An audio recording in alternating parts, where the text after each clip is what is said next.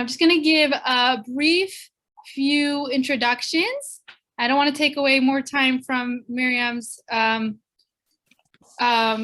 her amazing prepared speech tonight, but I just wanted to mention 3 different things that are important for us to know before we start. So first of all, thank you for all those RSVP'd, and if you didn't, that's all right, but I wanted to mention that we did send out beautiful, beautiful gift packages for anyone who RSVP'd for Tuesday.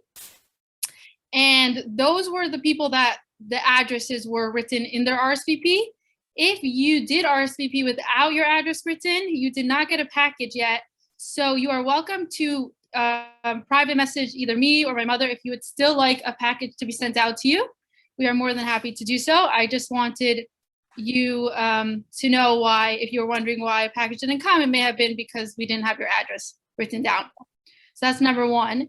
Number 2 was it's very important for us to acknowledge that Mikvah USA, which is an organization that builds mikvahs around the world, has helped us sponsor this program tonight, as well as the next 2 parts of this series, next Thursday and the Thursday following that. So I would like to acknowledge them and also mention that not only did they help sponsor this series, but also Bonnie Raderman has helped so generously make this happen, which is why we are all able to enjoy this free of charge. So thank you to our sponsors tonight for that. Before I introduce Miriam, I would like, if my mom is on, I know she might be dealing with some back end. So if you're on, Ma, you can say a few words if you would like. Otherwise, I will introduce Miriam. And we are so excited, as I said before, whoever was on, that this is our 2nd time having Miriam speak, not only for our community, but for the combined communities in Springfield and in Boulder, Colorado, my parents' community. So we had such an overwhelmingly positive response that we decided to have her speak once again on Zoom.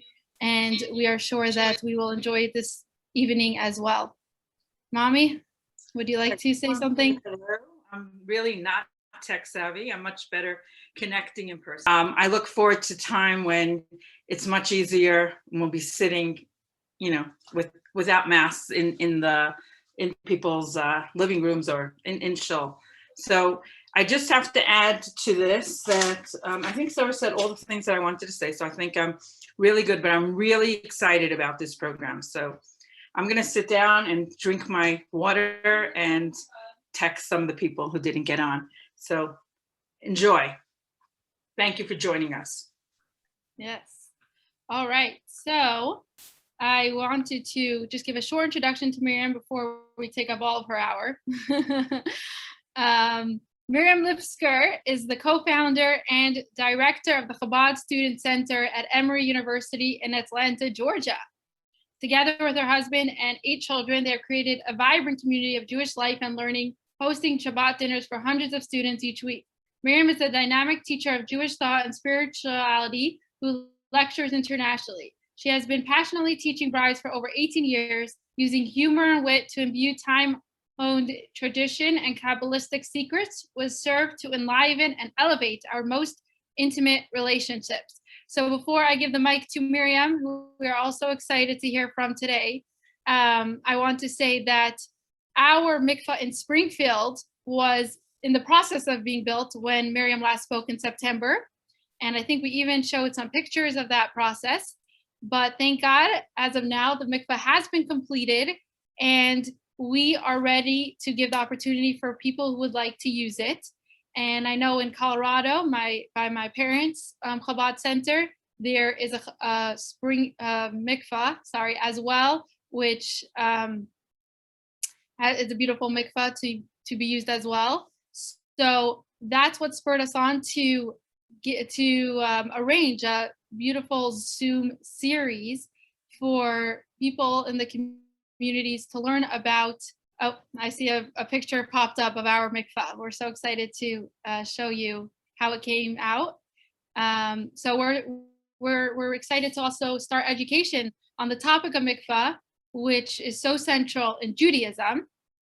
However, before we get even to the topic of mikvah, which we will address tonight, Miriam has told us that she's including a lot of insight into mikvah in her class tonight. But I wanted to say that it's important to also realize where love and intimacy play a role in Judaism. Why is that something we're talking about tonight? And how does the Torah perceive that? So I will hand the mic to Miriam, and after she speaks, there will be a short question and answer session. So feel free to write down your questions. You could chat them to me, to my mom, or you could ask them live for the last few minutes of the speech tonight.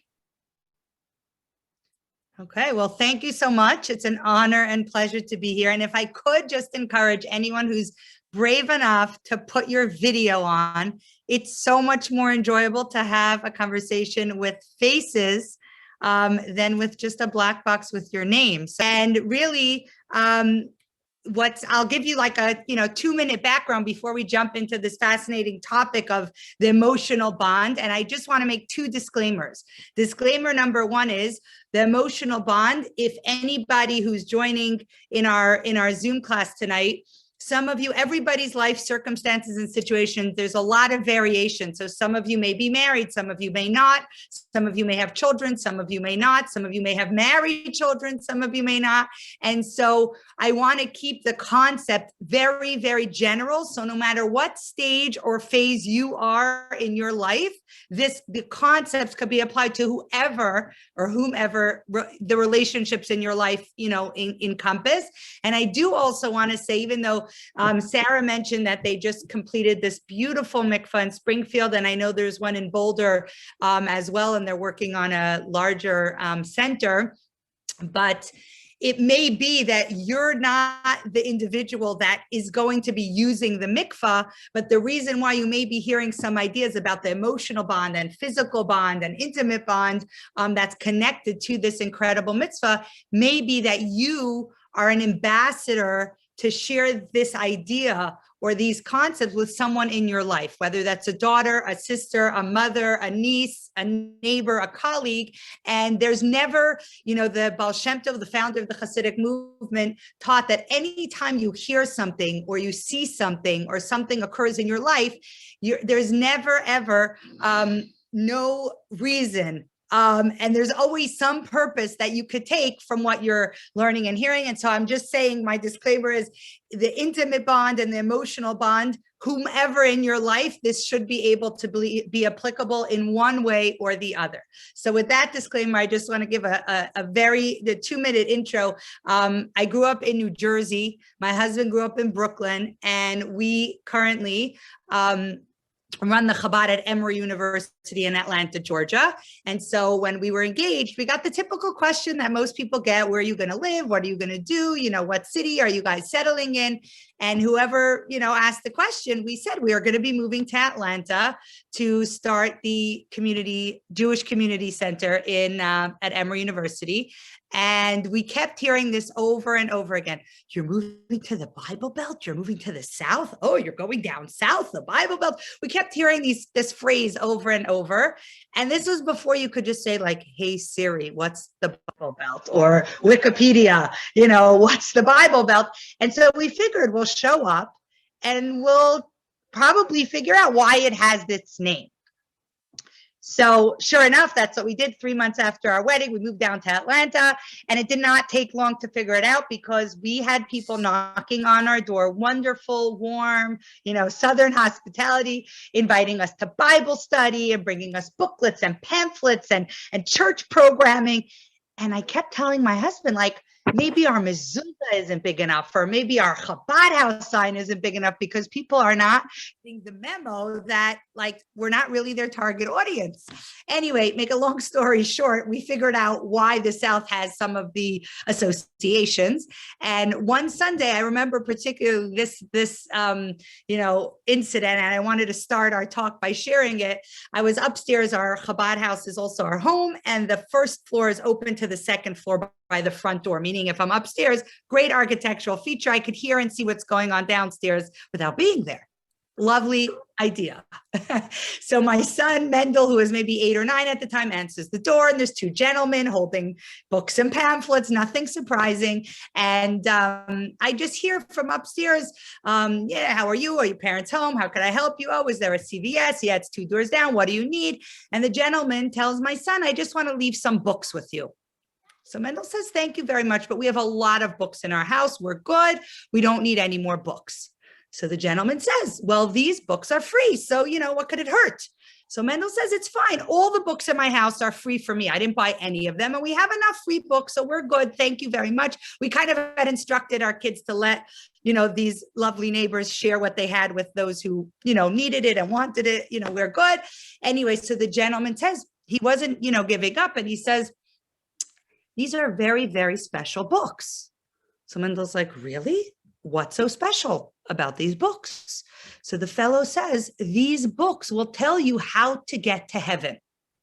So I'm thinking, oh my gosh, I was like feeding my baby upstairs. I should run down. I don't know what's going on. So I hear, as I'm thinking I should run downstairs, I hear Mendel say, that's so interesting that you have a book that tells you how to get to heaven, because a minute ago, you asked me how to get to CVS, and it's 2 doors down, and you didn't know how to get there, but you know how to get to heaven?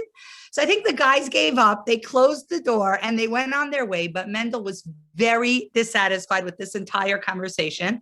He came to find myself and my husband. He sat us down and he wanted to know, what did they mean when they said they have a book that tells you how to get to heaven, like an X with a map, with a road map, with a target? What are they talking about? And we explained to Mendel, not just on one occasion, that God created a very large universe filled with all different types of people coming from all different perspectives and ideologies and cultures. And there are some people that are here, on planet Earth, but they're kind of trying to get somewhere else, like leave the chaos, leave the noise, go up on a mountaintop, meditate. They're kind of trying to leave it behind. And then as a college campus, the example we gave was like, the fraternities or sororities. It's like, this is what it is. So eat, drink, and be merry. Just enjoy what is, because that's what you get. And we explained over and over again that the Jewish perspective is actually neither. We're not here to get somewhere else. And we're not here to just be here and enjoy, eat, drink, sleep, repeat, whatever those memes or those teacups or t-shirts are. The Jewish mission and the Jewish, ideology is, we are on earth. We are physical beings. We do have to eat, drink, etc. But we're not just here for that. What's our ultimate purpose? Our ultimate purpose is to bring heaven down to earth, or Kabbalah describes it. We want to make heaven and earth meet and kiss. So we want to do all the things human beings do, eat and play and work and love and dream and build. But we want to do all those human things with some element infused godliness, spirituality, holiness, elevation, on whatever level we're able to do that. And the beautiful thing is that God actually gifted us with the greatest gift ever, called the Torah, filled with ways how we could elevate the daily mundane. A daily, just a random meal. If it's on Friday night, it's elevated. It's now a Shabbat dinner.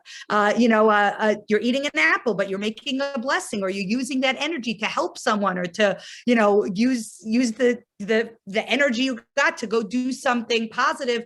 And 1,001 ways that we could take our mundane existence and infuse it with something holier, brighter, and lighter.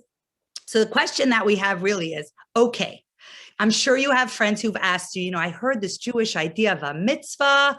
You do a kind deed, an act of goodness and kindness, or maybe they heard it as a commandment. But really, most of those things are being kind and helpful and volunteering and donating. That's how we make the world a better place, right? By doing good things for others. So the question is, my personal life, my intimate business, my sexuality, my private, intimate expression with my spouse, or my personal, emotional relationships with my children, with my parents, the intimate relationships in my life, they're not really impacting the general world, right? So if it's a mitzvah to make the world a better place by elevating, keep doing something to honor Shabbat, doing something to acknowledge kosher, whatever, you pick your mitzvah, giving charity, donating, being helpful. All of these things are making the world better. But when it comes to my personal, private business, my own relationships, my own intimate life, really, why is that God's business? And really, how does that, what's going on in my bedroom, how does that affect the world at large? And we can ask that question 100 ways, but because we're, pressed for time, I want to keep it just to one simple question, which is, why does God care about my personal, intimate, emotional relationships? And how do I know, for those of you who are listening and are thinking like, who said God does care? Who says, like, where are you getting it from anyway? So I'll share with you one tidbit, one fact that lets me know that not only does God care about my private, personal business, my intimate, emotional relationships, but, and you'll hear in one moment this little fact, it's actually number one on God's priority list, which makes no sense. Because if our mission is to bring heaven down to earth and be a light unto the nations, or bring values or morals or light or teachings, that makes sense. But then it doesn't have to do with my personal relationship, my husband or my wife or my child. Really? How is this part of the bigger picture? So here's the tidbit I wanted to share so that you know that this is actually something that has a Jewish value behind it. So I'm sure you've heard of the Code of Jewish Law. It's where we get all our how-tos. How do we observe Rosh Hashanah? And how do we know if something's kosher? How do we know how to give charity, what percentage, or any other element of Jewish living? So the Code of Jewish Law says something very interesting, that a Jewish community, no matter if it's in Boulder, Colorado, Springfield, Illinois, or Atlanta, Georgia, it's only considered a community. Now, you would think if it has, fill in the blank. It maybe needs a certain number of Jewish people. Maybe it needs a synagogue, a JCC, a Chabad house, Jewish education, a kosher, I don't know, all the beautiful infrastructure that would enhance Jewish living. All of those things are necessary, but the Code of Jewish Law only has one requirement. And what is that? It must have a mikvah, which is very strange because most of the Jewish people don't need to use a mikvah.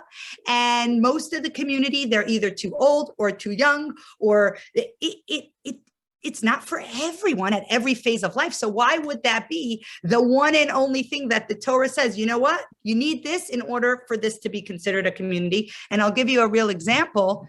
My friend and colleague who runs a Chabad house in the Congo in Africa doesn't have not a minyan, not a kosher restaurant, not a Jewish day school, but they do have a mikveh that they built. And so halachically, they are considered a community. But you might find, I don't know, in the 5 towns or in some area, they need to drive 20 minutes to go to the next town to the mikveh, which means technically, on a legal level, they don't have the status. One more detail, and we'll move right along, and that is that according to the Code of Jewish Law, if you do have a synagogue and you do have a Torah scroll, which we know what's holier than a Torah, right? You can even mortgage the synagogue or sell the Torah scroll in order to raise funds to build a mikvah. And that is astounding. You can sell a Torah scroll for a mikvah. Why? And I'll give you're blessed that this is a 3-part series. So even though I'm schwitzing that we don't have enough time to cover what I want to cover, next week you're going to have incredible Rachel Goldbaum, and the following week Hannah Karbach to focus in on these mitzvahs. And I know Sarah mentioned, but I'll just put a shout out there. I'm so blessed and privileged to be part of this organization, My Gift of Mikvah, which not only builds mikvahs, but actually provides education so more of us in our communities could share what its purpose is and what its mission is through all sorts of different lectures in person, on Zoom, and awareness on social media. You could check it out at My Gift of Mikvah on Instagram, Facebook, etc.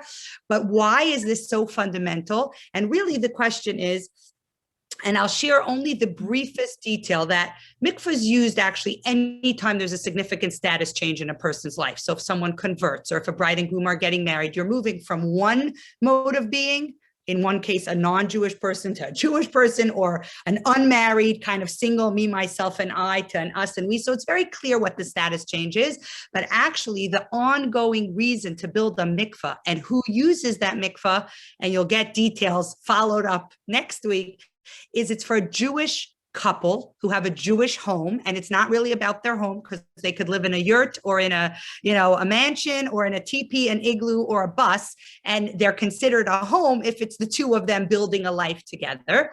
And the Torah describes that the most unique element of this relationship, they obviously met and committed to spend a life together because they connected on many levels, mentally and physically and spiritually and emotionally, all these different ways that they felt, you know what, you're my person. You know what, I want to spend my life with you. So God says, okay, that's beautiful. Mazel tov. So you have all these different ways of connecting, but you know what your most unique connection is with each other that you don't share with the other people in your life who you love and respect, like your children, your parents, your colleagues, your neighbors. The intimate connection of your relationship, the sexual expression of your relationship is not something that you share with everyone else. It's something that's focused on one another and contained within this special relationship. So Hashem says, listen, and he says this in the Torah. There are different verses where Hashem describes, I'm encouraging that you hit pause on this intimate, physical, passionate level of your relationship when the woman has her unique cycle, which is not a communal activity. It's no one else's business. And for 7 days afterwards, this couple counts down until the woman goes to the mikvah. And what happens after she goes to the mikvah? What's the status change that occurs? The couple goes from living their life together, sharing bills and sharing, calendars and chaos and budgets and communication on whatever level, but they were doing it hands off for this duration. And all of a sudden, after the woman immerses in the waters of the mikvah, there's a refresh and a reset. And the couple together hits play on this dynamic of their relationship where it's not just we're roommates and it's not just we have to get along and figure out, whatever it is that a couple has to figure out. But the thing that's the most unique to our relationship, that passion, that sexual connection, which God created us with, that is something that now has a renewal, a rebirth. And what's so fascinating about this is on a psychological level, we could appreciate that every single couple, no matter who they are, automatically, by very fact that they're human, will create distance in their relationship. They will push each other away. They will create a space. Why? Because I'm angry or upset or frustrated or overwhelmed at work or disappointed at what you did or what you said, or 1,001 reasons why I'm pulling away from you. About you or about me or about my boss or about my kids or the schedule or whatever. And in that space, what happens? Hopefully the couple starts to miss each other and yearn to reconnect. And so they patch it up or fix it up or communicate and come back together. And that's something that's intrinsic in the human connection is, if I have a space, then I could desire you. If there's a bridge, then I want to cross it. If I'm always here with you, it sounds beautiful, but there's something that becomes very mundane and very ordinary and very rote and very, I could kind of take it for granted. It's like I do carpool in Atlanta and a lot of traffic at 3 different schools. So I'm spending 2 hours in the car and I always take a water bottle with me because, I get thirsty. So either I drink a little bit or the whole thing, or I don't open it at all. It doesn't really matter, except for when I forget to bring the water bottle with me. And then what happens? All I'm thinking about is, am I going to stop at the Whole Foods or the Trader Joe's or the gas station to get water because I'm so thirsty? And it's not because I'm strange. It's because that's human nature. Human nature is, if I have it, if your love and your attention and your commitment and your focus and passion is here, I may or may not take advantage of it because it's kind of a given. But the minute there's a pulling away or you're gone or all those cliches about the absence makes the heart grow fonder, all of a sudden my need and my desire and my interest when something isn't right or something doesn't feel good or something feels missing becomes so much greater and stronger. So God says, you know what? I created you people. I'm the programmer. I'm the designer of the, app called you. And I'm recommending, and I'm putting this in quotes, from a Torah perspective, that there be an ebb and flow in your relationship, that there be a start and a stop, a pause and a refresh, so that you're always new to each other. That connection, that intimacy, that emotional bond never gets tired and old and worn out, because there's a certain stage where it's a little bit on pause. And when I say pause, I mean physically on pause, but then you can develop other elements of communication, but also there's this looking forward to embedded in your calendar, even if you're a spontaneous or non-spontaneous person, that both the couple, husband and wife, understand Nothing and nobody is going to come between us because we have this on our schedule and we're looking forward to this moment. So the real question is, I just explained in 3 minutes how the system works. You'll get all the details next week. I just wanted to give you a perception so that in case you weren't familiar, but I don't want to focus on the details. I want to focus on why is it that my intimacy, the passion in my life, the emotional connection, which we know that sexuality and the hormones that are released and the bonding that occurs is so fundamental to a healthy human marriage and marital and romantic bond. Why does God really care that my personal life is great or not so great, or there is passion, there isn't passion? If we're respectful, if we're kind, if we're thoughtful, if we're doing good in the world, if we're doing, work out in the world to make a difference, shouldn't that be enough? Right? Because if we're here to make the world a better place, I do that outside my home. And if we're fighting and yelling and screaming or being disrespectful or condescending, or you pick your adjective of choice, not giving each other space, not giving each other appreciation, okay, we understand why we wouldn't feel so great about that. And we would be struggling and suffering through that. But how does that affect the outside world? You don't need to know what's going on in my home, in my bedroom, or in my kitchen. It's not your business. And I could show up. We all know we do this so well. I could put on my lipstick and go outside and smile at everyone and pretend like everything's a-okay. And you would never know unless I choose to let you into what I'm struggling with in my personal relationship. But you're telling us in the code of Jewish law that everything in Jewish life is secondary to the mikvah, which is telling me that this passion and emotional connection, from God's perspective, there's nothing more important than you having a healthy, happy, passionate, warm home. And the simple question that we want to walk away with is, why does God care about healthy intimacy and a healthy relationship? So in order to answer that question, I just want to go in 2 very brief directions, because that's the Jewish way of answering a question. We're going to answer the question, why does God care about my personal life, by going very briefly in 2 different directions. One is, what is a mitzvah anyway? And the second one is, what is human sexuality from a Jewish perspective? That will give us the answer to our question. And then I'm going to share my favorite, most used technique for emotional bonding and love and connection in my life, in real life, like practical, no concept, no ideas. And then we're going to open it up to questions that you have. And we're going to do this all in 15 minutes, max 20, because that's what we have. So here's the 2 links. On one side, I'm sure you've heard the word mitzvah, and I know we all represent a variety of Jewish women from different backgrounds. So I only want to take 2 minutes to explain one idea, that if you took everything we all know about Judaism and you threw it in one pile, and then you wanted to Marie Kondo it and make it really neat and tidy because it's a big mess, everything we know and experience, you would have 3 neat stacks. Stack number 1, everything that makes sense and is logical. Stack number 2, the things that we enjoy, like culturally celebrating events in our history and our heritage. And stack number 3, we'll call it, are you kidding me? Or because I said so, or why in the world should I do that? Or when your kid asks you, it's like, I'm your mother and I told you. So the first category, it's logical. Don't kill, don't steal. We get it. We don't need to discuss it further. The second one, of course, I want to light a menorah and bring light, or celebrate that we came out of, slavery and we could use our freedom for positive things. We're all good with those 2 categories. The third category is where we have trouble. If it doesn't make sense, why would God dictate when I should or shouldn't be with my husband? This is a mitzvah that falls in that category. Or why does God care if I eat the salmon or the shellfish? Or why does God care if I have the cow or the pig? Who cares, right?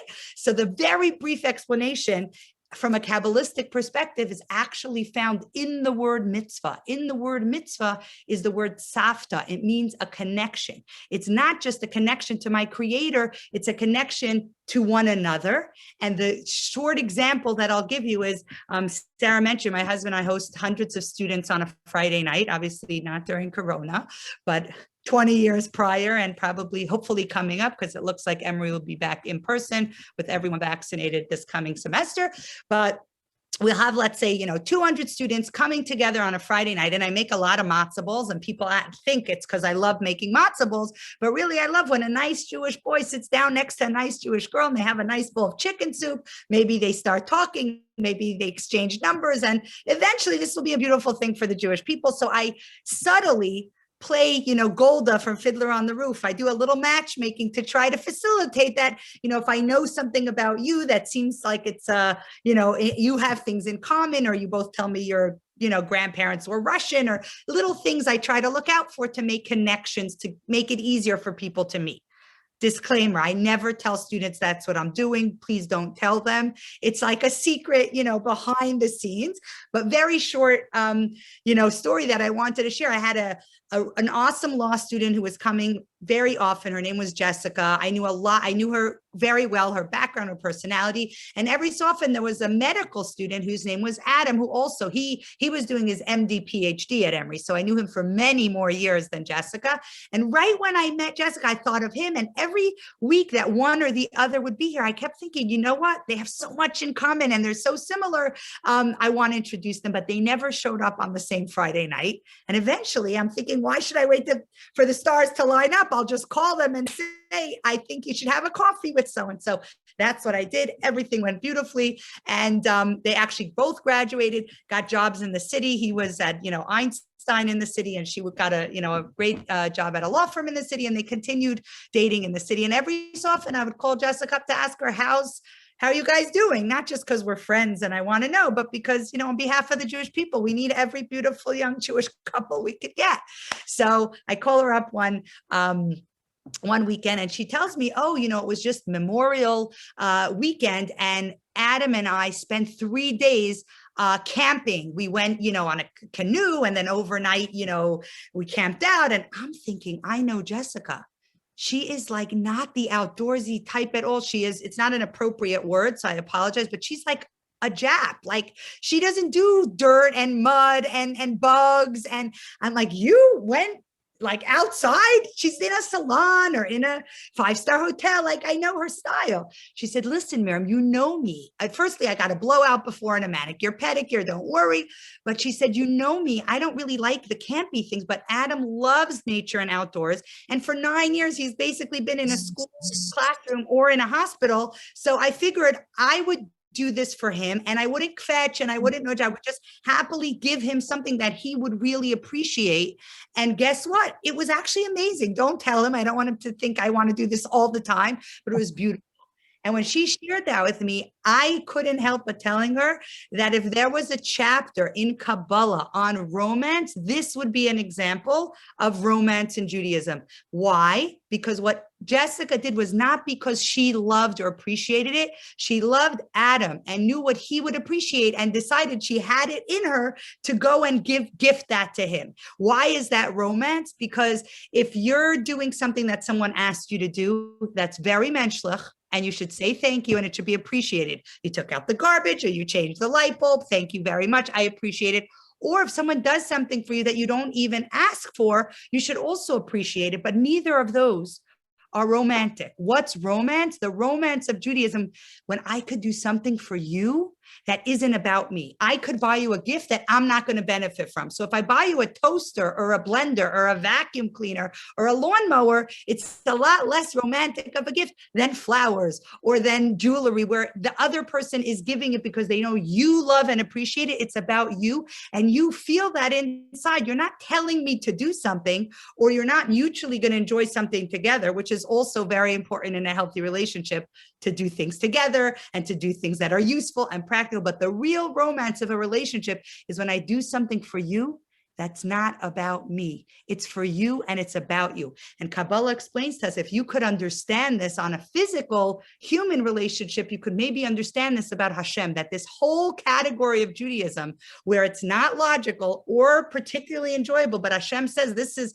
God says, this is what I would like you to do. And you could say, you know what, I want to have a relationship with my creator. So I am going to see if I can do the things on that list. That's the romance. So Mikvah falls into this category of a romantic relationship with God, but it also reminds us that doing for one another, when it's not about you, it's not about me, it is about you. That's really the beautiful thing. But that takes us to the other side of the equation. So that explains to us in very short terms, what is this idea of a mitzvah? But now we have to say, really?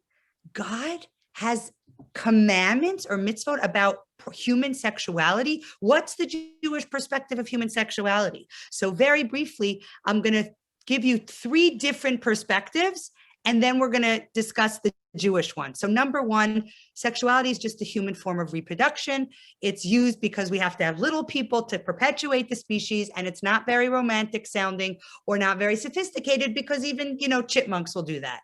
That's one perspective. We can't get away from reproduction. It's Earth Science 101, nature, and that's a reality. There's also a religious perspective, which is not a Jewish perspective. And that is something along the lines of this idea that sexuality has something negative or dirty or dark or evil. And so in many cultures, the holy people don't do that. They're celibate because this is not like the best activity for a human being, but we understand someone's got to do this. So we'll kind of let you get away with it.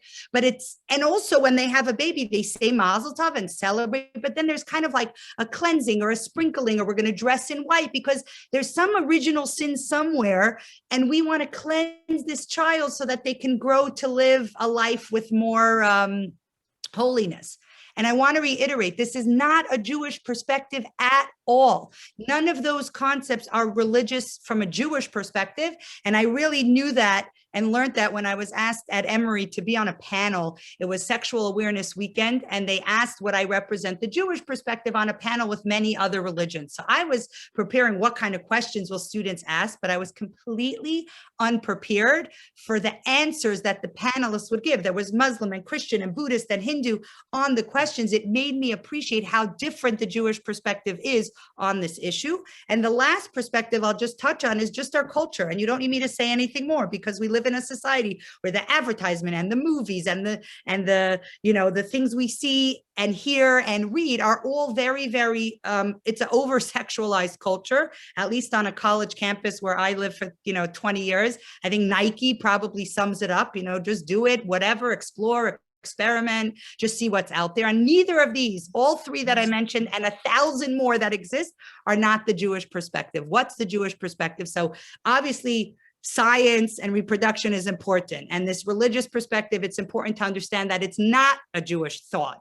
And our culture is not the reason why we have innate connection. What is the original source in Judaism on human sexuality? The original concept goes all the way back to the beginning when God created the very first human being, which means the very first sexual being. And it's such a fascinating story. The Torah describes that God created the first being as an androgynous being. It was both male and female, which is very strange, especially because all the other creatures were, Mr. and Mrs. Duck, Mr. and Mrs. Cow, Mr. and Mrs. Ladybug. Why was the first human being created in a way where it was attached, male and female in one form, in one being? And then what happens? God actually separates this human being, and the Torah tells us this story. And as soon as they wake up and there's a male and a female with different parts and anatomy and programming, what does God tell them? You should cleave to one another. You should be fruitful and multiply. You should fill the earth, etc. Why do we need to hear the story? Who really cares? Adam and Eve were attached and then separated and then told to come back together. Like, why is that relevant for me and you? We're in 2021. That's not our story. So Kabbalah says, no. That is the story, not of our bodies. It's the story of our soul. What's the story of our soul? That before we ever came down to planet Earth, our soul energy and our divine force was attached and connected up above to our lover, our best friend, that energy that was one with us before we came down into our bodies. And what happens? Obviously, they were split. There's a little boy born over here and a little girl born a few years later somewhere else. And the Torah describes, obviously on a body level, they're totally different beings with totally different homes and backgrounds and upbringings, etc. But their neshama, their soul, their godly light and energy used to know each other or were connected or were familiar or acquainted in the most intimate way before they came down into this world. And so Kabbalah teaches us that from a very young age, people, obviously everyone matures at a different rate. And so it could be when you're 2 or 12 or 22 or 42, that something inside of you says, I want to connect to something outside of me. I have yearning and desire and interest and attraction to another.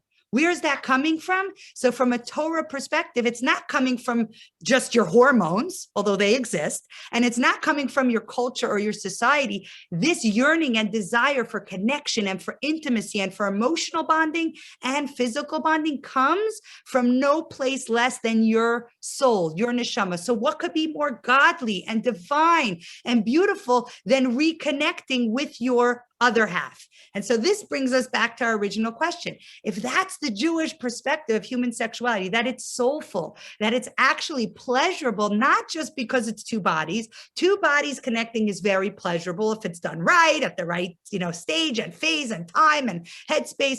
But that's devoid of the real pleasure from a Jewish perspective, which is, imagine the pleasure that it's not just two bodies connecting, but rather, what are these two bodies housing? Two souls and two hearts and two minds. So if the fusion of these two bodies coming together, this intimacy, this passion, this connection, what's so incredibly awesome about it from a godly perspective is it's heart, mind, body, and soul. And from God's perspective, there is no greater secret to making our world a better place, a happier place, a more wholesome place than what?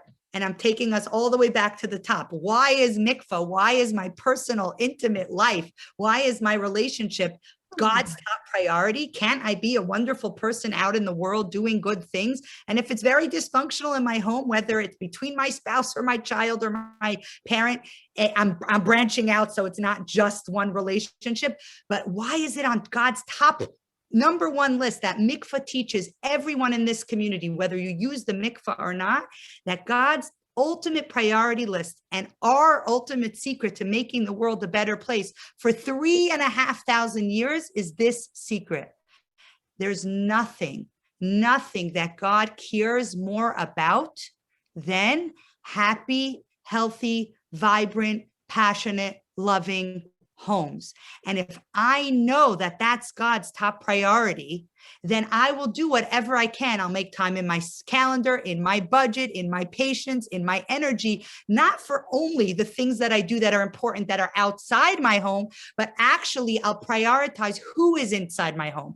My spouse, my child. Obviously not all relationships are equal, and not all relationships have that intimate connection that's connected with sexuality, but the priority of understanding that all my energy and focus, if God had a checklist of where I should be focusing it. So certainly I should do wonderful things outside and create, incredible opportunities in the world through my work, through my business, through my career. Absolutely. But on number one, on our secret, plan for how we make the world a better place is if we can fill the world with happy homes, with strong relationships, with strong, couples or families that could communicate and connect lovingly and bond, understanding that this is really what gives our world the most light and the most joy and the most positivity. That's our secret throughout history of why Jewish homes were always the envy of everyone around us, because we prioritized. It wasn't because we were easier to live with. It wasn't because we know how to get along. It wasn't because we don't have mishigas. It wasn't because we don't have trauma and brokenness and chaos and all sorts of issues. We got a lot of issues. But if our priority is to work to healing them, to work to communicating, to work to being loving, to work to being understanding, because God lets us know with this mitzvah of mikvah that there's nothing that takes precedence, not a Torah and sorry, not a synagogue. I'm going to say l'chaim.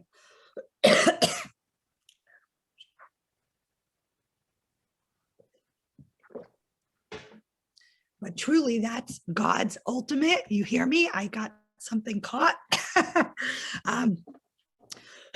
Okay, so I wanted to end you with, because it's not 9 o'clock yet, and even though I currently sound like a frog and I don't know what happened, can you hear me, or my voice is very low?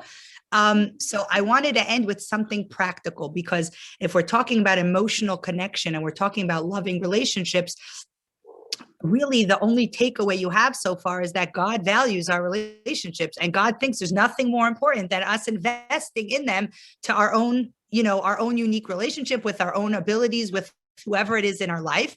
And so I don't know if that's practical enough, but I still have a couple more minutes. So I wanted to share something practical.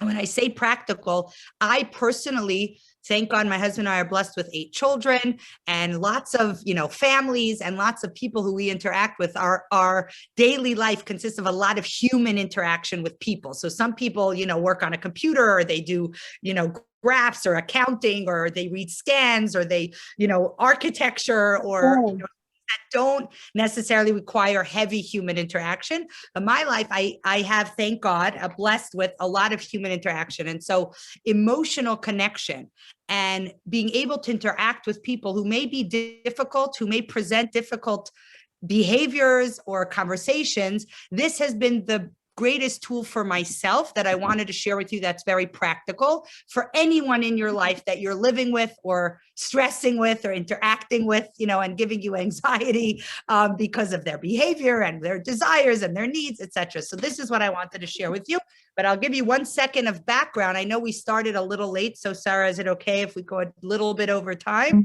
I know we had some technical glitches all around. So what is this idea? I'll just give you the 30-second background so you have a context for what I'm going to share.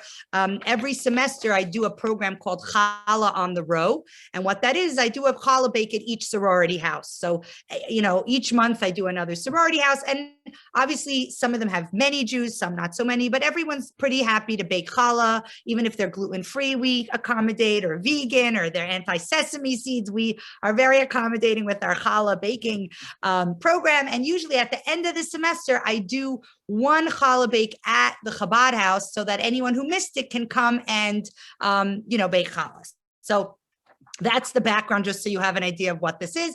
And obviously, I just let people know this is the date and time of the challah bake, and whoever wants to join, joins. So this was the end of semester challah bake at Chabad. And I wrote an email, which I sent to our whole list, so anyone who missed it can join. I wrote, do the challah twist tonight. I wrote the time and place, and that was it. I sent it off. Now, I told you 2 hours of carpool, and I was having a good day. What does a good day mean for me? I woke up before the kids. I had a coffee. I davened for a few minutes, so I had some meditative headspace.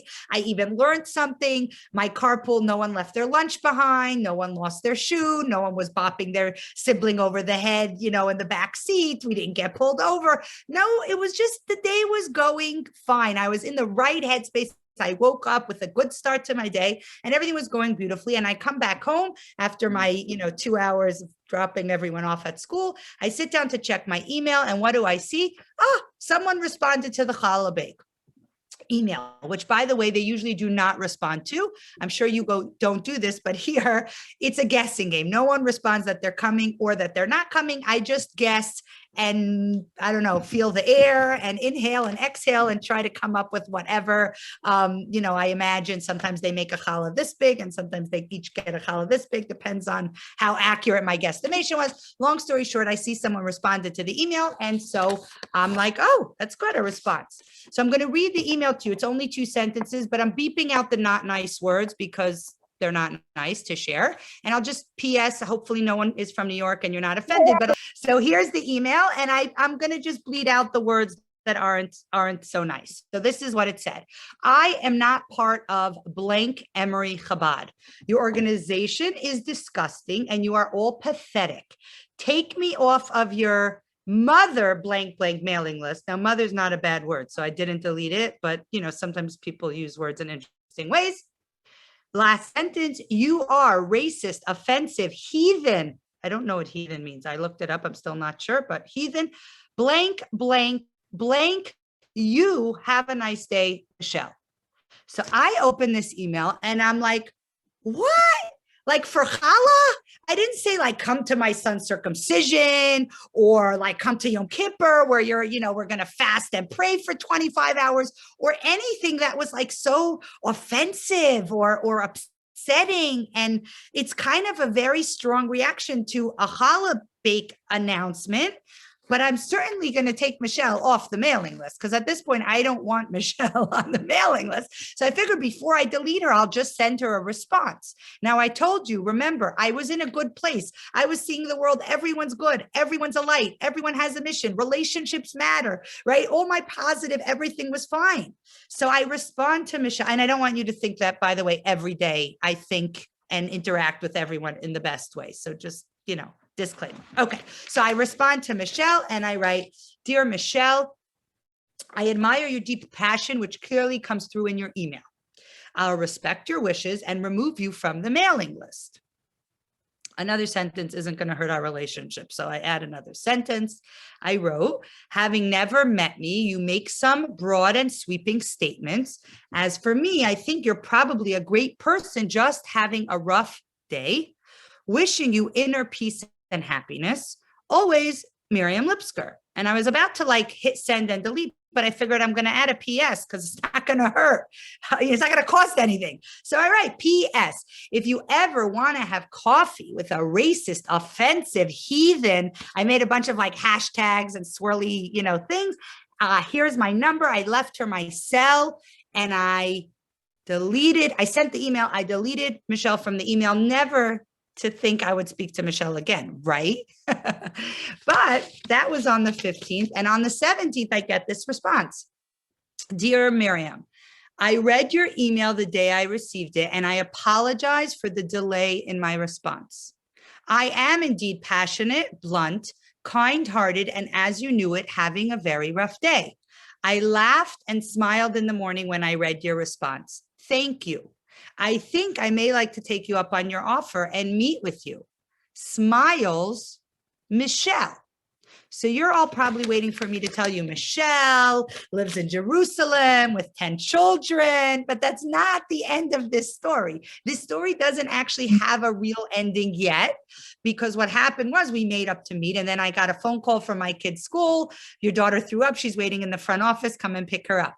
Okay, I canceled. Then we make up to meet again. I'm at Starbucks waiting, and Michelle texts me, "I'm so sorry. The professor's keeping us overtime with a study session, and we'll have to reschedule." But then Michelle goes a semester abroad. I think she went to Barcelona, and then she comes back and graduates. And I didn't yet meet Michelle. I did Facebook stalk her and I know where she lives. And when I go to that city, I will make up to meet with her.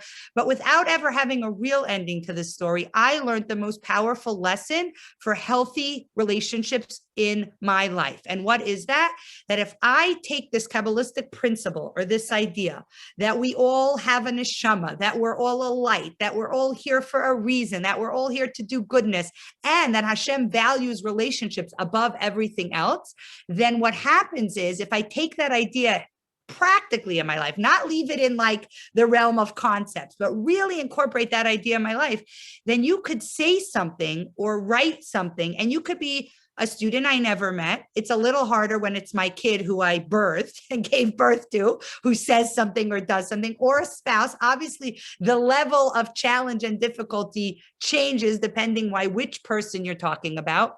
But if I know that emotional connection is important and love is important and having strong relationships is important from a Jewish perspective, how do I practically make them better? So my secret that I learned from this exchange was if you treat somebody, anybody, from the light, speaking to the light, addressing the light, responding to the part in them, not the words that aren't nice or the behaviors that were inconsiderate or unthoughtful. You could always, by the way, I could have answered just as nasty, "Excuse me, chutzpah, who raised you to speak and to write in such a way?" It's not like I didn't have it in me to respond to her words. Her words were her words, and I could have spoken to them. But if this idea that we're here to be a light in the world, and we have a light within us, and I'm going to speak to the light, and I'm going to speak to the good within you, and I'm going to speak to the positivity in you. It doesn't matter if you're my spouse or my child or a stranger. If I'm working that muscle every day to try to do that, then the nature of the relationship actually changes fundamentally, because what happened is the response was, you're right, I am a light. You're right, I am a good, kind person that means well, that's trying. So if I respond to your, what you did wrong and what you messed up and you weren't considerate and you weren't thoughtful and you said you would do this and you didn't do this, and I don't like the way you said that, I don't like what you said. What usually happens is we get more of that. Then we get the comeback, then we get the rebuttal, then we get the I said, you said, who's right, who's wrong? Well, my mother, your mother, my grandmother, your grandmother. And we start re-digging up everyone's intergenerational trauma, everyone's intergenerational mishigas, and we don't really get anywhere because we're struggling with the dark. We're struggling with the pain. We're struggling with the brokenness. Now it's real and it exists and it's there, but I don't need to interact with it. I could, but I could also choose to say at every interaction, at every, human connection, again, you pick who it is you want to kind of project this theory on. It could be a spouse and it could be anyone else in your life. If when we interact, you say something or do something that I'm not appreciating or I don't like, I could acknowledge it and then I could respond talking to the higher you, the better you, the you that is loving and kind and thoughtful and helpful. And the crazy part is not that it's hard to do that. It is hard to do that. But the crazy part is when you do it, the response is so dramatically different than what would happen if you responded to the issue or the brokenness or the nasty comment. It's so dramatic that it's shocking we don't do it more often. So if my child's, spazzing about something and I say, stop it, or I told you, or I warned you, I'm interacting with that level. If I respond to the neshama level, to the light level, and I could talk to, I know you don't want to be so frustrated. Let's see what we could do, meaning to get out of it or to acknowledge any form from a neshama perspective that you're a light and you're positive and you're meant to be in this world to contribute something good. The response is what's most surprising because the person responds from that place. And to me, that's the greatest secret. If we're talking about emotional connection, if we're talking about loving communication. So there's tons of books and tons of theories. It's actually interesting to me that from a Jewish perspective, we say, don't do unto others what you don't want done to you. In our golden rule, because a lot of times I do to you what I want you to do to me, or vice versa. And the Torah gives us so many tips and techniques, which you could find in a more, modern elaboration or explanation, like 5 love languages, which is basically telling you treat others and interact with others in a way that they need. Don't do to them what you wouldn't want. And there's a lot of tips and techniques out there for emotional connection and fostering love and intimacy. There's a wealth of knowledge, but I figured instead of going through little tidbits of these concepts, to give a much bigger, broader, maybe the macro instead of a micro idea. And I'm just summing it up because I know we're against our end time here. What are the 2 ideas I want to leave you with? Number 1, God cares about my intimate personal relationships because they are in fact the secret to making our world a better place, one healthy home at a time. The positive energy and the love and kindness and respect that we treat each other with doesn't just stay in our bedroom. It goes out to our kitchen and our front porch and the front door and the back door and the world. In the air, there's actually more love and respect and kindness, which is what our world needs. And even if you don't see it, it doesn't mean it isn't there, and it doesn't mean it's not making a difference in the quality, the air quality. When I say global warming, I mean in the positive way that we want to heat the world with love and kindness, in the positive way of looking at what we are dealing with in our world. And we contribute. Everybody makes a difference. You leave trash around, you don't recycle, you're contributing to the problem. You add love and kindness and goodness, you are contributing to a healthy aura and ear in our world. And God appreciates it and God prioritizes relationships above anything else. That we should know. And the second perspective, which is what's a global concept that will help me in my interactions, in my intimate, relationships, and also with just the loved ones in my life, is to actually take this idea that I'm here to be a light in the world. I'm here to bring heaven down to earth. I'm here to make heaven and earth meet and kiss, which was how we started out. I'm here to fuse the two. How do I do that? By treating every person to the best of my ability. You're a neshama. You're a light. You're here for a reason. You're radiating goodness. And I'm going to try to see it, even if that's not what you're showing me. And even if that's not what you're expressing and that's not what you're exuding, I'm going to choose when I can. And I'm going to try really hard to respond to the light in you, to the good in you, and to the positivity, because Hashem values that goodness over anything else. And we actually see in real time, practical. That's why I wanted to give you like a nitty gritty example of how this concept looks in real life, that when I respond to a neshama, the soul shines back. That light shines forth to me. And together, may we all be blessed to fill our world with healing, with hope, with positivity, with love, with connection, and with being able to express our own light outwards, to see our own light, to appreciate our own light, to see it in others, and together, hand in hand, shine that light in the world and make our world a happy, healthier, better place. May it be speedily. And so I know we are out of time, but if there are questions or comments, I don't know if you just want to unmute, or Sarah, you want to say, if I see there are some comments in the chat, but I don't know if they're questions or just, comments. No questions so far. We did get quite a bit of comments personally and on the chat. Someone wrote, there's so many comments you could read, but I like the best one that I found, which I totally agree with, is I could listen to her for hours and hours and hours. I feel that way too. Your humor just makes the way you speak and the way you present it just so amazing to listen to. But I don't want to take away from the question. So if anyone wants to ask questions now, make sure to either unmute yourself or you could raise your hand and we'll call on you. Thank you, Miriam, for opening up the floor. Yeah, and I'm not going anywhere. My husband knows he's on bedtime duty tonight. So unless one of my kids come, knocking down the door, I'm here. And I know we had a delayed start just because of our tech. So if you need to go, you're not held hostage. You could gracefully say Gute Nacht or Laila Tov or Spakone Nochi or Bonus Noches, whatever you like. Otherwise, feel free to ask questions, because sometimes you learn more from questions than from any presented thought or idea. So feel free. Or a comment, or a story, or or everyone's shy.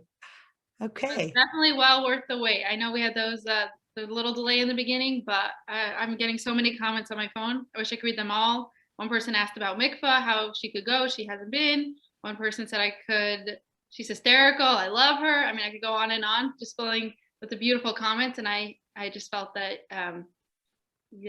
whoever was on here tonight really, really enjoyed. I really hope that anyone who has any questions could use Miriam so nicely offered to open up the floor.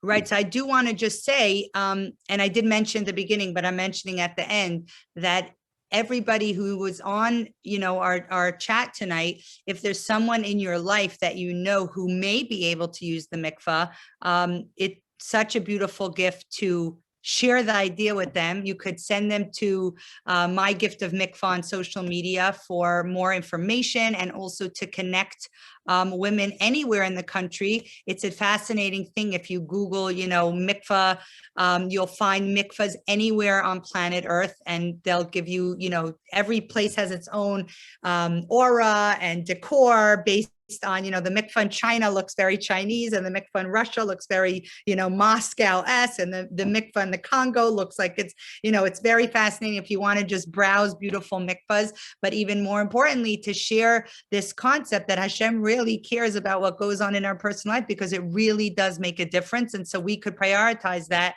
and you may be that person in someone's life to share any concept and have them pass it along. and you have two incredibly awesome educators, Sarah and Mrs. Shiner, who, if you have someone that local who wants to learn with somebody more details, because we did not go into anything. Next week, Rachel and then Chana are going to go into like the details on the what and the how of the mitzvah, which we really didn't touch on except for, a very, very brief explanation. So stay tuned for those follow-up segments in the series, and pass the info on to someone who may want to join the following two classes. And I hope that this is only the beginning of more learning and knowledge to come. You said somebody had a question, Sarah? Yes, someone wrote a question in the chat. Do you continue with mikvah once you reach menopause? And I do have one more question that came in after that. Right. So what's very interesting about that question is almost every mitzvah has a set time.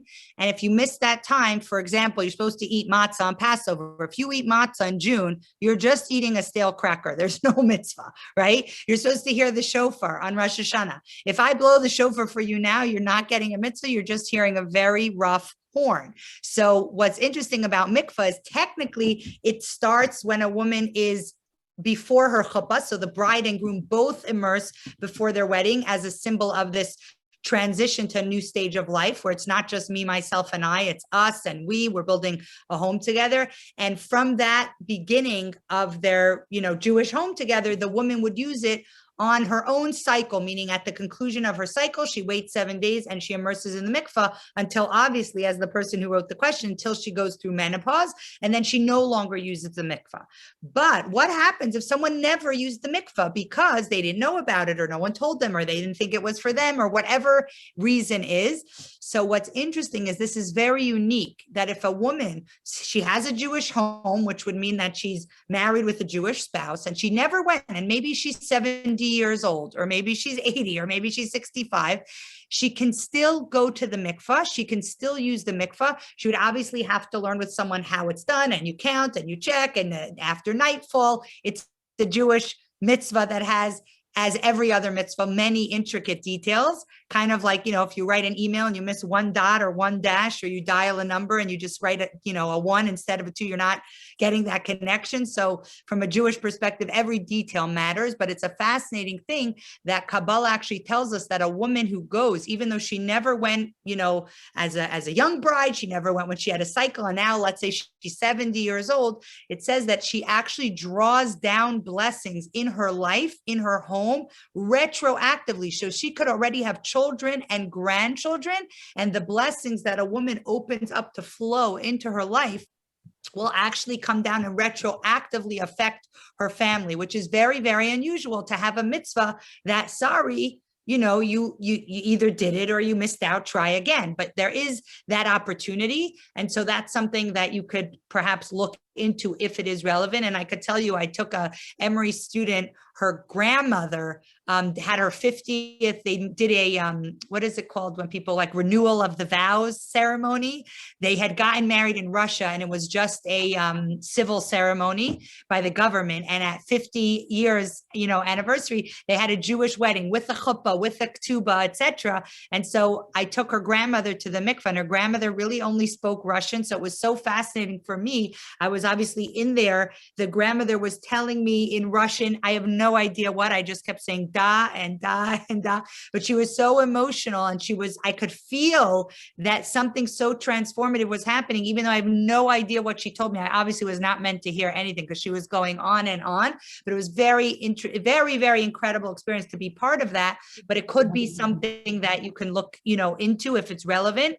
And one other thing I will say about mikvah that's very unique, aside for that, a woman could use it at a later point, 20 years after menopause, if she had never used it before. That one mikvah immersion is really incredibly special. There's one other unique, detail about mikvah, and that is that most mitzvot we have, most connections, we're not really told, if you do this, then you're going to get this reward. If you give charity, or you help this, or you eat that, or you celebrate this, we're just told to do it, but we're not told, what will happen.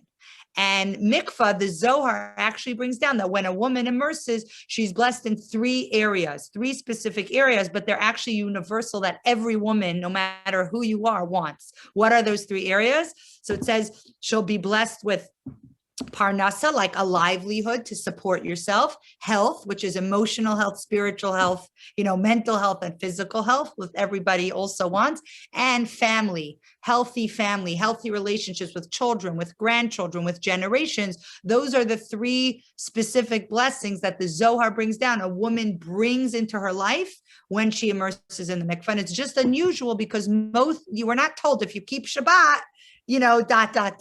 or any mitzvah that you may be aware of. So those are 2 unique things about this specific mitzvah. One, that retroactively the blessings do matter if you go much, much later in your life, if you're able to go, and not everyone is able to go. So if you're able to, and that it has unique benefits, so to speak, that the Zohar, which is the premier work of Kabbalah, tells us that a woman actually draws down those blessings into the world through immersion in the mikvah. So I hope that gives you some food for thought to whoever answered that question, and obviously find out either from Sarah or from Mrs. Shiner, Rebbitzin Shiner, for details if, when, and what is applicable to you. I see Sylvie is on and she has a question. So we'll go to the live people who have questions before we get to the live. Is great. Okay. Yes. Thank you so much, Miriam. I did hear you in September when you had your other lecture, and it was wonderful. And I love the story. I just love the story you just told. I've been sober many years. I've been in 12-step programs for years and in therapy, and I've really done a lot of work, to be aware. But we all have those days that we're so frazzled. We all, and I've really learned how to kind of check myself and, before I say something, really dumb or have to make an amends for it. What is your process like that? Like when you're not having all Zen and one and you've prayed and, we all know those days, it's really easy. But when you're not on your game, how do you do that? How do you practically take a minute or take a step back? Right. So it is an excellent question. And I was careful to state, as I don't want anyone to think that, any human beings ever, in the healthy, positive state of mind all the time. That's not the truth. And I will just tell you practically, sometimes, a lot of people are familiar with the idea of putting your kids in timeout because they did or said something wrong. My kid's mom gets put in timeout, meaning sometimes I need timeout.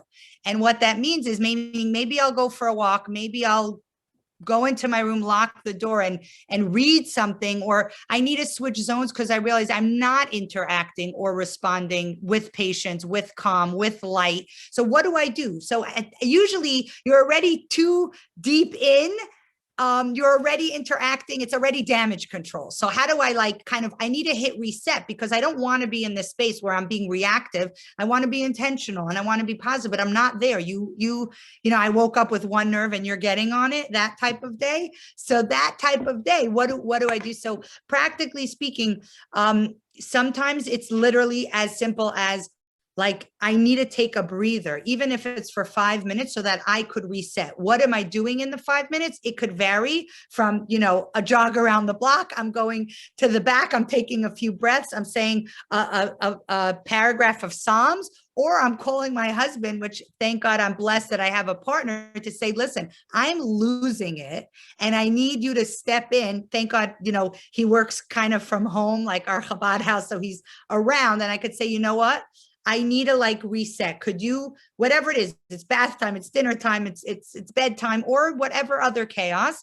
It's not always practical because, if I have 300 students coming for a Seder and I'm losing it, I can't take a time out right now. I just have to push through and I just have to soldier on and get what needs to get done and address my attitude at 3 a.m. when I'm in my bed thinking, oh gosh, I said that to that kid. I didn't respond kindly, compassionately. And we do that. And then I need to forgive myself. I messed up. And when I'll return the next morning and say, you know what, I really didn't respond the way I should have. I'm teaching my kids that we make mistakes, and I could admit it, and I could say, I'm so sorry. You really were being so helpful, and I lost it because of whatever. And I could explain it. So sometimes in the moment I could take a breath. Sometimes I could call, my partner in crime to step in and give me a hand, like give me a breather, or come take this one child and deal.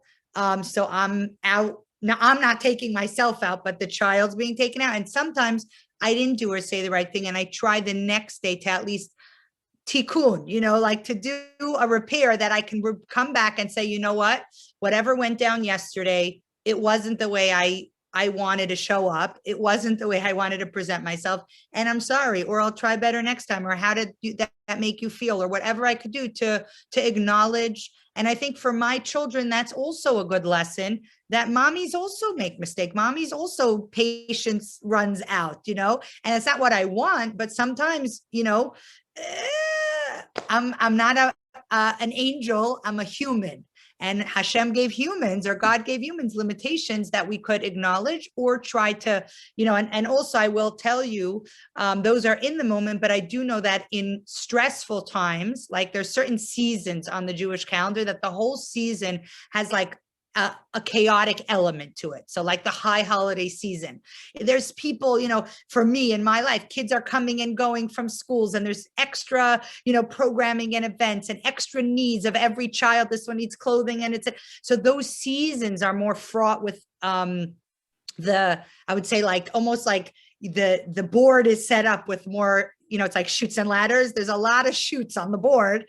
And so I try to troubleshoot, like, how could I avoid, if I know this is, a time that has a lot of, challenges, what could I do to like be in a better mindset? What could I do to give myself the energy to have the patience? And for everyone, I think it will be different. Some people it's nature, and some people it's exercise, and some people it's getting, sleep, and some people it's getting, doing something that's relaxing, whether it's a bike ride or a manicure or reading or praying or connecting with a friend, but to find ways that help you stay in the mode you want to be in, and to plan for those times that are going to be stressful, to not just wait till it happens to you, but to like be prepared with a little positive ammunition to combat what is coming down the pike.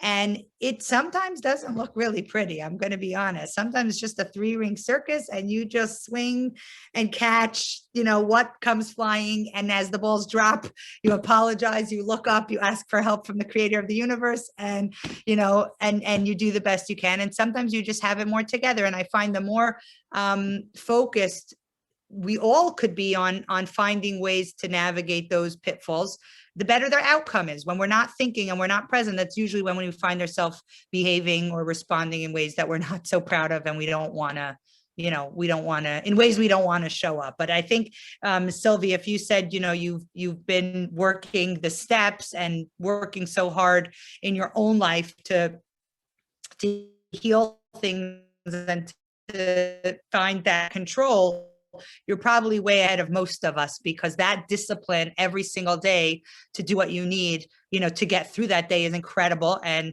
I would say hats off to you, or any other head covering off to you for that, resilience and that diligence and just doing the work and in showing up, even if it doesn't always look awesome. You're awesome, and your light is amazing, and the world needs it, and you're doing an incredible job. So just keep it up. And you could probably teach a lot of us some methods and tips and techniques, because that sort of willpower and consistency is really, really, to be admired and respected. And so I'll say l'chaim to Sylvie for that one. Thank you. L'chaim. Yeah. Wants the l'chaims with water. It's water, I promise. I just didn't want to drink out of my water bottle, so I put it into a cup. For you, it's water. Okay. Any other questions or comments or alternate, speeches, opinions, ideas? Feel free. If not, I did I get guess a few questions. I'm just going to say one of the, I'll private message the rest because I don't want to take too much time. But this one I thought was a very good question to end off with, unless again someone chimes in, we could maybe take 1 or 2 more questions. But this person asked, you said the context of what you said was that in Judaism, we believe that marriage is about two souls coming together. So the question was, how do you know the person you are with is the other half of your soul? Oh, I love that question. It really needs its own class, because it's like the whole soul thing of like soulmates, and what about if someone's remarried, and what if they're coming and going, and it's like there's so much on this topic, but this is the short of it. It's the short version, and maybe we'll have to do like a soul talk follow-up just on the journey of souls, because it's so fascinating. But the short of it is, there is no such thing as marrying the wrong person. It's like being pregnant with the wrong baby. It's not possible. Why is it not? So, but what if it didn't work out? What if we made each other crazy? What if we had the worst marriage in the world? We yelled and screamed. It was a disaster. Okay. It wasn't a good relationship, but it wasn't not meant to be. How do I know it was meant to be? Because it came to be. You stood under the chuppah, which from a Jewish perspective means there was the intention that these two souls will reunite. The part of it that gets us confused is we always think that reunion ends the way Walt Disney movie ends, happily ever after. And that's not always the case. Sometimes two souls come together and they have a different purpose for why they reunited. So they were one up above, then they met each other and they noticed each other and they developed some sort of relationship and some sort of commitment that got them to show up at a chuppah. You asked them to explain what it was. They may tell you, I don't know. I regret it. But the bottom line is something happened that their souls recognizes that there was a mission, that there was a purpose. So what happens, whether it was beautiful and happy and peaceful or interesting and dramatic, not even as important as the fact that they both landed up under this chuppah. And from a Jewish perspective, there was a reason why they showed up here, but we might not know or like the reason. For example, maybe these two souls had to come together to bring a third soul into the world, but then they went on their own way and one got remarried and one this and one that. But there was still bashert, meaning it was still intended, it was still by God's design that they came together, that they had this relationship, and there was a real practical result of why it needed to happen. Or, and maybe this is not pleasant to hear either, you had a very interesting character trait that drove your other partner nuts, Meshuggah, and you had to work on it, whether it was patience or anger management. And your neshama refined this part of its being because of its interaction and relationship with this other soul. But then you did your refining of, and that was what you were meant. That was the intended purpose of this connection. And then you moved on. What I'm is it's always meant to be. You were always supposed to show up there or you wouldn't have gone there, but it's not always the intention that this will be an eternal, everlasting, happy home. Sometimes it's in the eternal, sometimes it's in the happy, sometimes it's in the everlasting.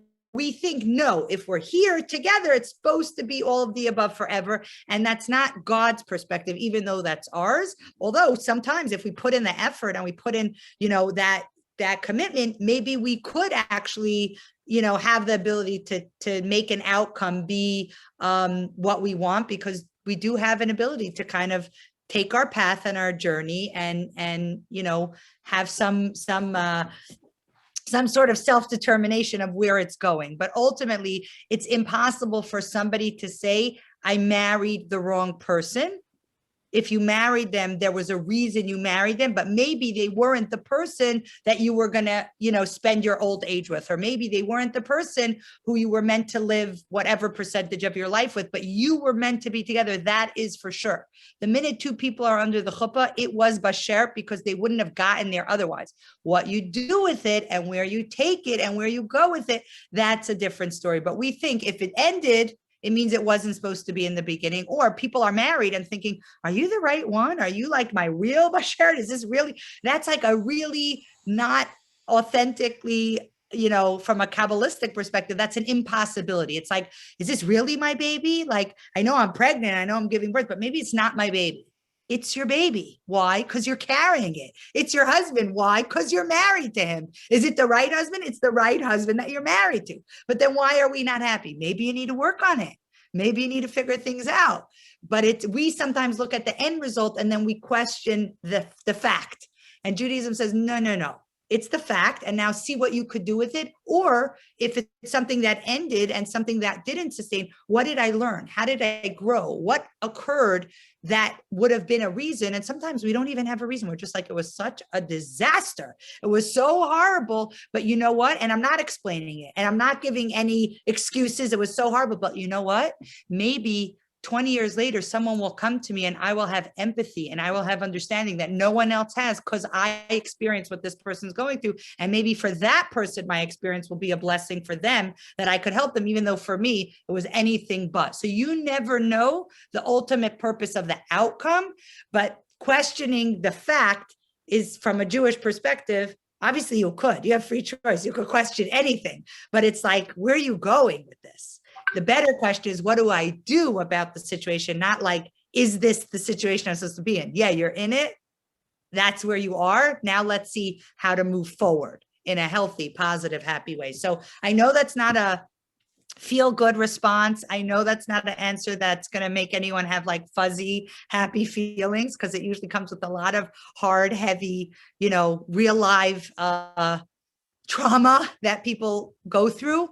But from a Jewish perspective, there is no wrong child you give birth to. There is no wrong husband you're married to. There is no wrong, sibling that you landed up with, even if it's a really challenging relationship, or like, they weren't supposed to be my parents because this is so difficult. No, Hashem gave your neshama a difficult set of parents, but it doesn't mean they weren't supposed to be your parents. It just means Hashem really had such a high, opinion of your qualities and abilities to deal with this set of parents, or to learn from this set of parents, or to survive this set of parents, whatever way you want to look at it. But they were supposed to be your parents. You didn't get the wrong ones.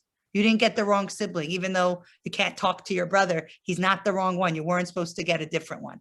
So that's really a Jewish perspective that we're very uncomfortable with, because we'd rather think it was a mistake. That was not supposed to be my mother or my child or my husband or my sibling or my spouse.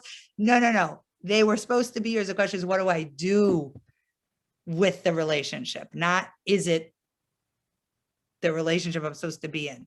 I don't know if that makes sense, because it's hard to hear. So whoever asked that, I apologize for being the bearer of that perspective, that yes, indeed, all of it was supposed to be, and now you got to muscle through it to the best of your ability. Wow. I love how you answered that. Wow. All right. So I don't want to take more of your time. I really appreciate the amazing class you gave and all the answers to all these questions. I know there's more. I'm sorry for those of you who private messaged me. I just don't want to extend this too long, but I'm just going to end off by saying once again, thank you to Miriam, and I'll hand over the mic to my mother, who I'm sure would like to say a few words in ending as well. And we hope to see you all next week. We have a continuation of these classes with a phenomenal speaker as well. Her name is Rachel Goldbaum, and she will be sharing more about the physical bonds of marriage. Look out in your email inbox for the correct link for next week's class. We will be sending out a new link, and hopefully we will work on all these technical difficulties. Sometimes things are beyond our control, but we just go with the flow. Thank you for everyone bearing with us, and we are so excited to see you all next week. So I just want to thank everyone for coming, and this was really amazing. Miriam gave us a lot of work to do, a lot of food for thought, and I'm sure some of you are going to join me in implementing it in your homes. In my home, I'm glad my husband didn't listen to this, so he won't be able to push me. No, I'm just kidding. He's flying tonight. In any case, I look forward to seeing everyone next week. Please invite your friends, and we will try also to send you a recording. Those who signed up, who missed some of it, we'll try to, send a recording. Hopefully, with God's help, it actually worked well. But in any case, please, looking forward to seeing you next week. Yes, I see Carol raised her hand. I know maybe you're waiting so patiently to say something. So if Miriam's okay with calling on Carol for 1 minute. Yes, go ahead, Carol. God. Thank you. Thank you so much. I mean, I'm so grateful to have heard this last, let's see, almost hour that I've been able to hear, but like, I didn't quite understand where this was coming from in terms of, you know, a synagogue or whatever. Not that it really matters, but I'm very grateful to be able to hear it and be a part of it. So I did miss the beginning. I don't know if you talked about unorthodox. We will you know, be the- sending out a recording to those who RSVP'd and anyone who emails us. I'll put in the chat box the email to get the recording from. I know that some people logged on a little bit later on, and we have recorded that so that people can watch it over again.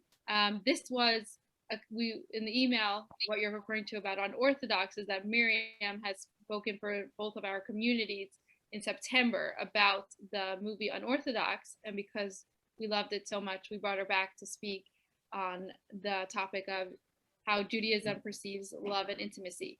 So the recording will be out for those who missed it. We so appreciate Miriam coming on tonight. And Miriam, if you want to say one last line. And So just before I close out, and it's connected to what Carol said, I think when you send out the recording, the important thing is probably to cut off the first, 10 or 15 minutes when we didn't really start and everyone was kind of on and off, first you, then me, however it went down, so that whoever gets the recording can get right into when we actually started. Because sometimes, from when you hit recording, that's just how the recording will be sent, unless you have someone who knows how to clip it so that it's the right start time. And then you could circle back to like where we were talking about a synagogue and what the connection is. And next week, come back and hopefully there won't be any glitches, because Rachel Goldbaum is fantastic and you're in for a treat. Wait a minute. Y'all, So as we down here, are you Miriam? yes. Oh, wonderful. Okay, thank you. I'm trying to figure this out, but so much. Sorry. Okay, all the best. Have a good night. It's been a pleasure. yes, good night to everyone. Thank you. Thank you. Thank you. Thank you for